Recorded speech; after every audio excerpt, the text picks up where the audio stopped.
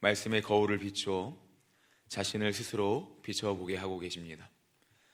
바라건대 여기 계신 모든 성도님들이 하나님의 말씀을 통하여서 우리의 삶을 비춰보고 하나님의 뜻을 깨닫고 우리의 삶의 방향을 찾아가며 온전히 하나님의 뜻을 이루어 가시는 삶이 되시길 예수님 이름으로 축복합니다.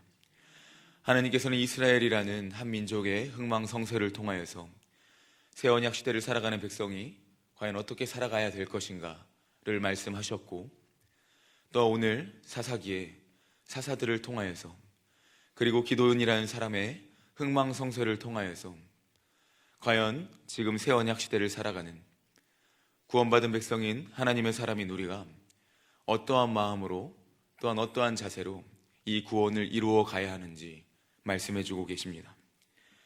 오늘 본문을 통해 우리는 우리 스스로가 언제든지 넘어질 수 있는 치열한 영적 전투의 현장에 살아가고 있는 자들임을 깨달아야 합니다. 사사기 6장부터 7장까지 나온 스토리를 통하여서 우리는 연약한 자 기드온이었지만 하나님께서 그와 함께 하셨을 때 얼마나 놀라운 일들이 기드온이라는 사람을 통하여서 하나님께서 이루시고 이끌어 가셨는지를 확인하였습니다. 기드온은 하나님의 뜻에 따라 300명의 용사를 세웠습니다. 그리고 말도 안 되는 방법으로 항아리와 횃불과 나팔로 미디안을 격퇴시켰습니다. 미디안과의 전쟁에서 승리하였습니다. 그때 기드온은 여호와와 기드온의 칼이여라고 외치며 그들을 무찔렀습니다. 하나님께서 함께 하심으로 승승장구한 기드온이었습니다. 그는 하나님의 영광을 입은 사람이었습니다. 여호와의 영이 기드온과 함께 하였으며라고 말씀에 기록되어 있고 하나님의 영광을 이처럼 몸소 체험한 사람이었습니다. 이러한 기드온의 삶의 주인은 바로 하나님이셨습니다. 기드온의 삶의 주인은, 그리고 모든 영광의 주인은 기드온이 아니라 하나님이셨습니다. 기드온은 미디안으로 나아갈 때 자신의 능력을 붙들고는 절대 나아갈 수 없었습니다. 하지만 하나님께 묻고 구하고 하나님께서 보여주시는 여러 가지 징조들을 통하여서, 현상들을 통하여서 그는 마음의 확신과 믿음의 확신을 가졌고 또한 하나님을 의지하며 나아갔습니다. 그러나 8장부터는 조금 다른 이야기가 전개되고 있습니다. 사실 사사기 8장에 대해서 신학적인 해석이 극명히 나뉘어지고 있습니다. 한 가지 신학적 해석은 무엇이냐? 기드온의 여러 가지 행태와 이러한 모든 모습들을 통하여서 동족상잔과 또한 모든 복수를 하는 모습들을 통하여서라도 하나님께서는 결국 그 언약과 섭리를 이루어 가신다는 그런 신학적 해석이 있고요. 또 한 가지는 기드온이 결국 하나님께서 주신 영광이 점점 자신의 영광이 되어서 하나님께서 주신 사명을 망각하고 결국 자신 안에 몰두하다가 후손들에게, 그리고 이어지는 이스라엘 왕국과 분열 왕국까지 발생되는 그 모든 것에 큰 그림을 보여주는 사사다라는 신학적 해석이 있습니다.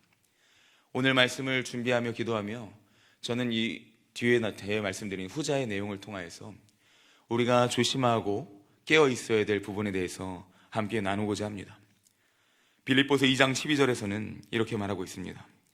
그러므로 나의 사랑하는 자들아, 너희가 나 있을 때뿐 아니라 더욱 지금 나 없을 때에도 항상 두렵고 떨림으로 너희 구원을 이루라. 항상 복종하여 두렵고 떨림으로 너희 구원을 이루라. 이렇게 말하고 있습니다. 우리의 구원은 완성된 구원이 아닙니다.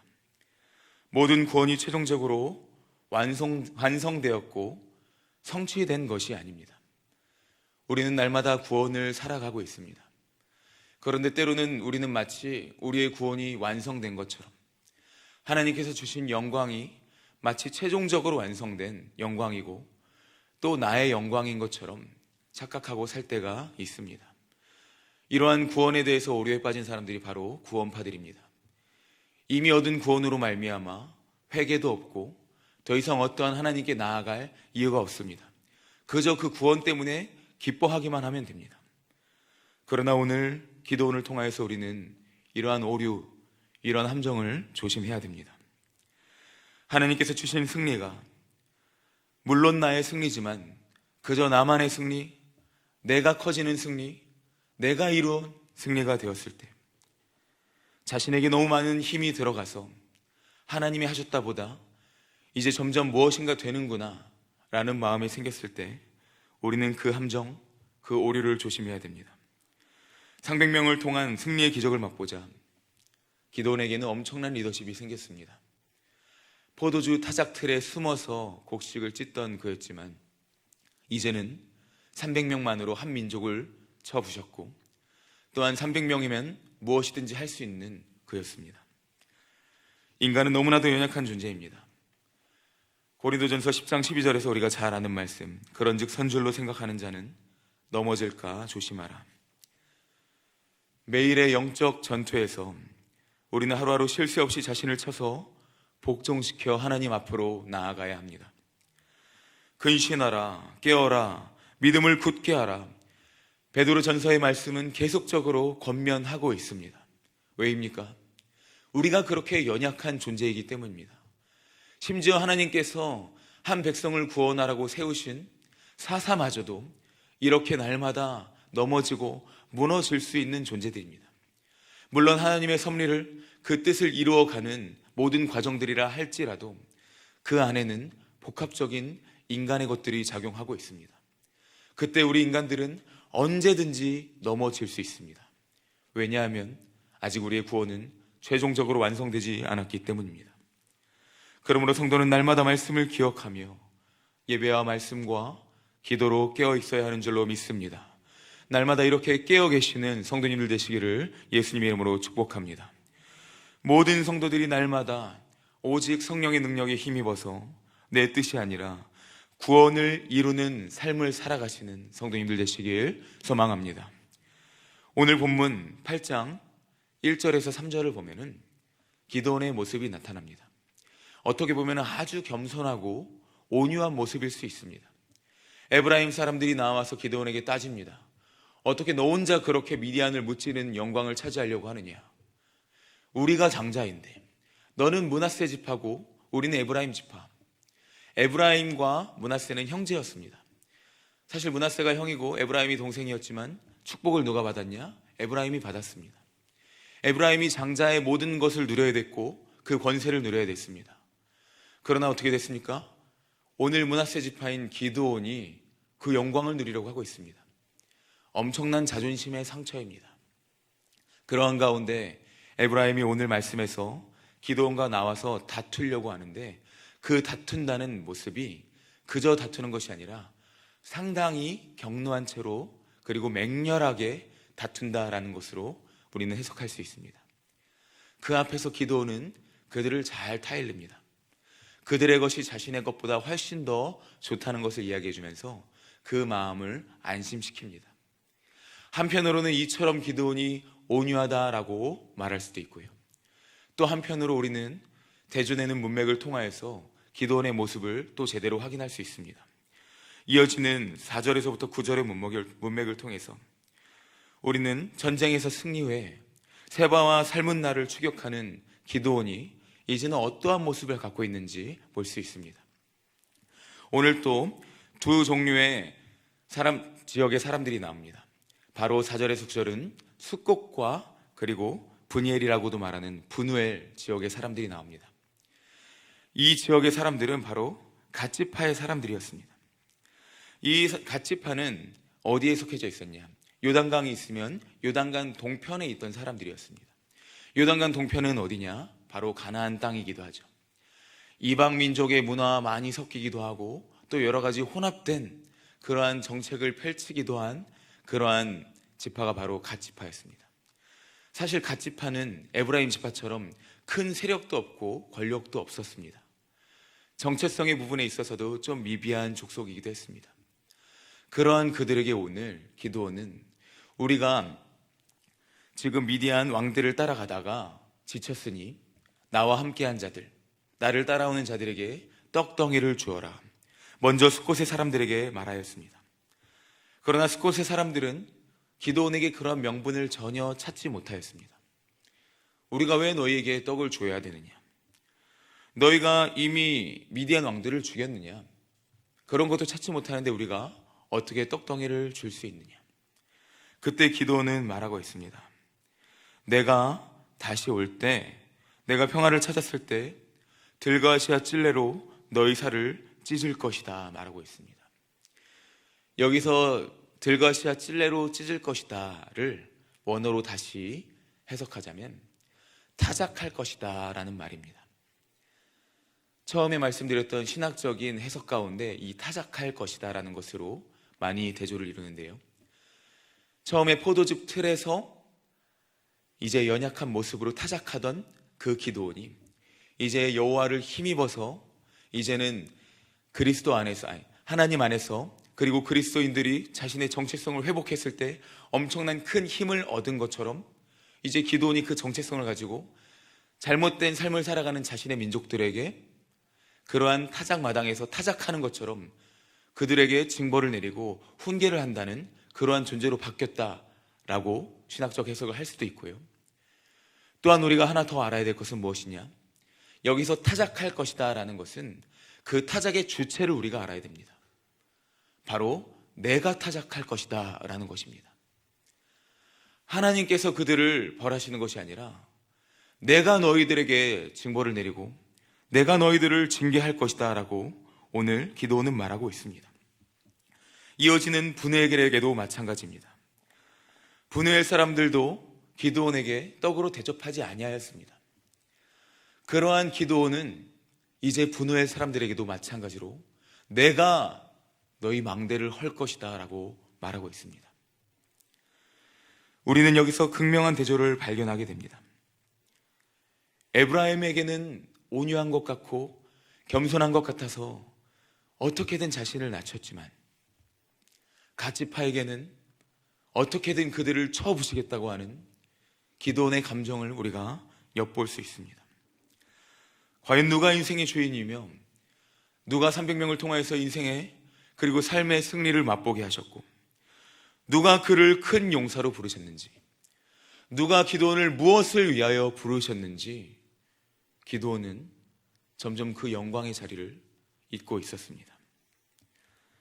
하나님의 은혜를 잊은 채로, 자신의 정체성을 잊은 채로 내가라는 단어가 8장에 줄을 이루고 있습니다.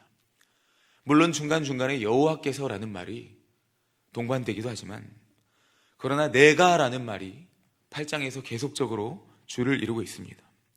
내 삶의 방향을 정하는 존재. 6장에서 7장의 기드온을 보면 기드온의 모습은 이렇습니다.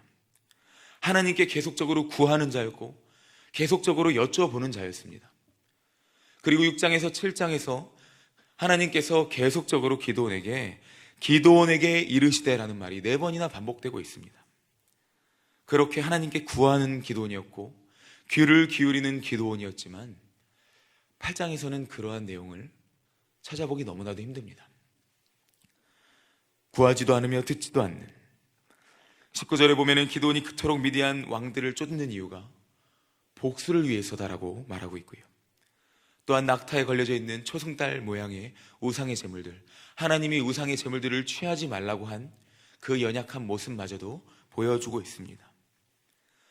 그래서 우리는 기드온의 모습을 통하여서 훗날에 이루어질 이스라엘 왕들의 모습과 분열 왕국의 모습과 이스라엘 백성들이 누구를 위하여 살아가는지, 또한 하나님을 어떻게 모시고 살아가는지 그 마음들을, 모습들을 미리 엿볼 수 있습니다.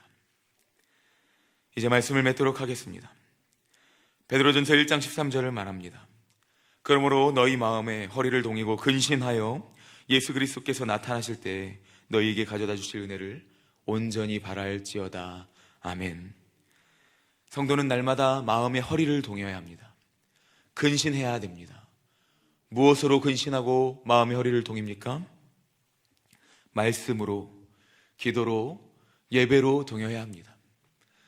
하나님의 그 언약 안에서, 하나님의 그 뜻 안에서 하나님의 나라를 세워갈 때에 우리 스스로의 결정과 방향이 아니라 내가 영광의 주인이 아니라 오직 하나님이 하셨습니다. 하나님이 영광의 주인입니다. 고백하며 겸손히 나아가시며 그 안에서 오직 하나님의 나라와 뜻을 구하며 찾으며 이루어가시는, 그리고 은혜를 맛보시는 사랑하는 모든 성도님들 되시기를 예수님의 이름으로 축복합니다. 아멘. 기도하겠습니다. 사랑의 하나님, 감사합니다. 날마다 은혜와 사랑으로 성도를 붙들어 주시고 인도하시는 하나님의 그 은혜와 사랑에 날마다 감사드리며 나아갑니다. 우리의 삶의 주인은 하나님이십니다. 우리의 모든 영광의 주인은 하나님이십니다. 우리가 높음이나 낮음이나 깊음이나 얕음이나 어느 곳에 처하든 성도의 모든 삶을 하나님께서 그 은혜대로 이끌어 가시는 줄로 믿습니다. 하나님, 바라건대 우리를 부르신 이가 하나님이시고 우리를 통하여서 하나님께서 그 뜻을 이루어 가시며 세우신다는 사실을 날마다 기억하며 나아가게 하여 주시옵소서. 하나님, 기도원을 통하여서 하나님께서 모든 언약을 이루어 가심과 동시에 또한 사람이 연약하여 무너질 수 있다는 존재임을 깨달으며 나아갑니다. 하나님, 하나님의 영광을 이루어 가는 데 있어서 우리의 연약함이, 우리의 부족함이 너무나도 극명히 드러날 때가 많습니다. 하나님께서 물론 그 연약함을 통하여서도 하나님의 뜻을 이루어 가시지만, 그러나 하나님, 바라건대 넘어지지 않게 하여 주시고 연약하여 쓰러지지 않게 하여 주시옵소서. 오직 말씀의 능력으로 기도와 예배로 다시 일어서고 하나님을 의지하며 오늘 하루의 삶도 매일의 삶을 살아가시는 모든 성도님들 될 수 있도록 성령께서 역사하여 주시옵소서. 하나님의 은혜를 기억하며 나아가는 모든 성도 될 수 있도록 성령께서 역사하여 주시옵소서. 우리 삶의 말씀에 나와 있는 모든 선조들의 실패와 어두운 그림자들을 다시는 따라가지 않게 하여 주시고 날마다 믿음의 올바른 방향과 삶으로 나아갈 수 있도록 성령께서 역사하여 주시옵소서. 하나님, 드려진 1,000번제와 감사 헌금의 예물이 있습니다. 범사에 감사하며 또한 감사의 제목으로 나아갈 때 하나님, 더욱더 감사의 제목들이 풍성해지게 하여 주시며 모든 마음의 소원, 기도의 제목들 이루어 주시옵소서. 또한 나오신 모든 성도님들의 기도의 제목들과 마음의 소원 하나님 들어 응답하실 줄로 믿습니다. 역사하여 주시옵소서. 이 시간 함께 한 목소리로 기도하시며 나아가실 때 하나님, 날마다 하나님의 은혜와 뜻을 구하며 나가게 하여 주시옵소서. 그리스도를 본받아 살아가게 하여 주시옵소서. 주의 이름 한 번 부르고 함께 기도하며 나아가도록 하겠습니다. 주여